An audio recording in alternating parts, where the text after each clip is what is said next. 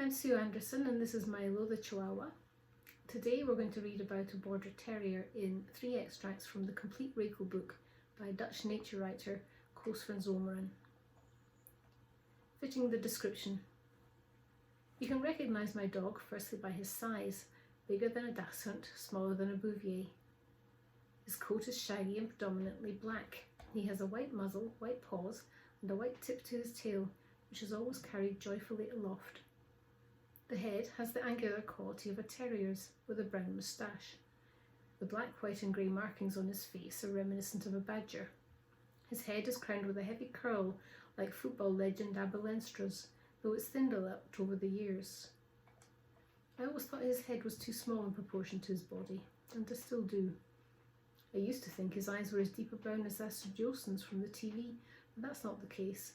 Astrid's eyes are a shade lighter and much more complex. For further identification, note the slight disruption of symmetry.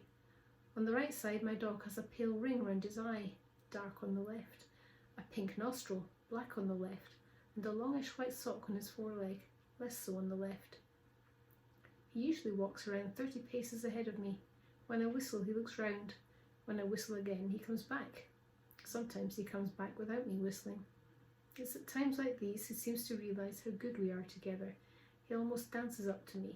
He gazes up at me in adoration and nuzzles my hand. Then I know for certain, this is my dog. Striking a match. Originally I was planning to stop this column after a year. Readers were aware of that, and some were polite enough to write and say I should keep going. A man from Leiden suggested I should keep going until my dog died. I laughed heartily at that, because that was right on the mark. That was exactly what Rekel does for me. He keeps reminding me of death. He stands at the top of the stairs. He's very interested in people coming upstairs. The idea is that when you're nearly at the top, you make a grab for his paws, then he fights back, growling, hands off the paws. But yes, I think soon you'll die, and then I'll get the blame. An idea like striking a match. And it's been like this from the early days. He was barely 16 months old when he arrived. He couldn't climb stairs, had probably never been in a house before. And right from the outset, his death was there as a caveat. Since then, he's kept on getting older. A few weeks from now, he'll come with us to the Alps, and that will be the last time. After all, you have to be careful with a 10-year-old dog. So it's coming closer, and what it is, I don't know, but I accept it with a much lighter heart. Of course, you'll die, I think, but not yet. Maybe it's his eyes, still as clear and sharp as ever. Like a wolf. It's good to jot things down from time to time.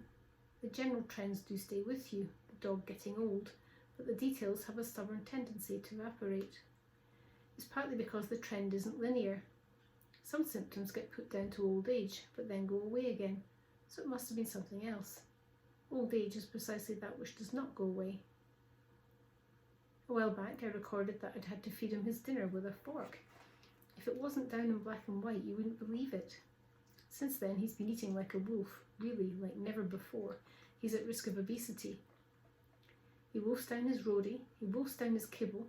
He's always popping into the kitchen to see if any more manna might have fallen. Sometimes he pushes his empty bowl across the floor. The scraping of his bowl on the tiles is the dog grumbling. You can see it in the way he begs. Usually he waits patiently for his rightful share of biscuit or cheese. Now he almost clambers into your lap, an animal in need, a creature fighting for survival. You can see it in the ferocity with which he plucks a piece of kibble from the air. What an eye still, what coordination, what fanaticism.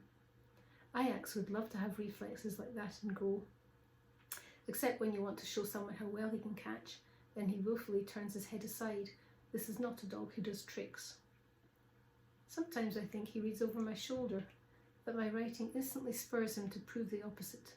The very idea, the dog's not getting old at all.